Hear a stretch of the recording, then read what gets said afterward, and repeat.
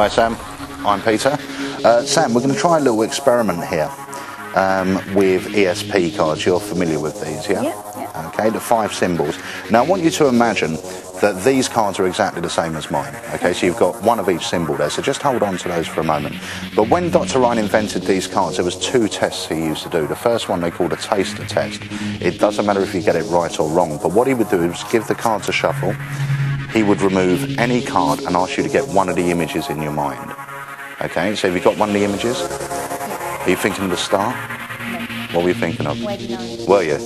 That's perfect, so that's the one I'm holding. Now that's really strange because you didn't have to get that right. But this is the test that he would do that would really prove if someone had some sort of psychic ability. Give your cards a mix up. Don't look at the faces because I don't want you to influence your own choice in any way, shape or form. And as you go, I want you to sort of fan them in your hand and just mentally pick one in your mind, one that you're going to hand me in a moment. But before you do that, I'm going to hand you one of mine. Okay? So any one of yours you want to hand me, just touch it or pull it out. This one. Okay? Now that was a free choice. There's no way that I could have influenced your choice there. Okay. If you were to take a guess what card you handed me, which one would it be? The star. The star. Let's have a look. The star, that's perfect. But remember, I handed you one as well. Have a look at one I handed you. That's a star. Now that's a match. But if I knew you were going to hand me the star before we started, would that be a little miracle? Yeah? Have a look at the rest of your cards. Do you play poker at all? A little bit. Well, I'm fascinated by the game of poker, so I've come up with my own game. It's slightly different because you don't actually have to wager any money, but you do have a chance of winning some, which is £10. Fantastic.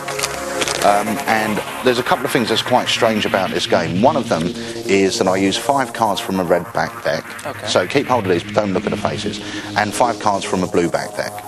Now, the idea is we both mix our cards without looking at the faces.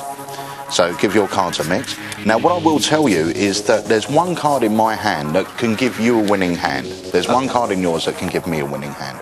Now the idea is, if I get the winning hand, I get my £10 back. If you get the winning hand, you get to take this home. Okay? But this all happens with our minds, and it's sort of fate will determine who wins. Okay? So I'm going to hand you one of my cards, and it's absolutely anyone.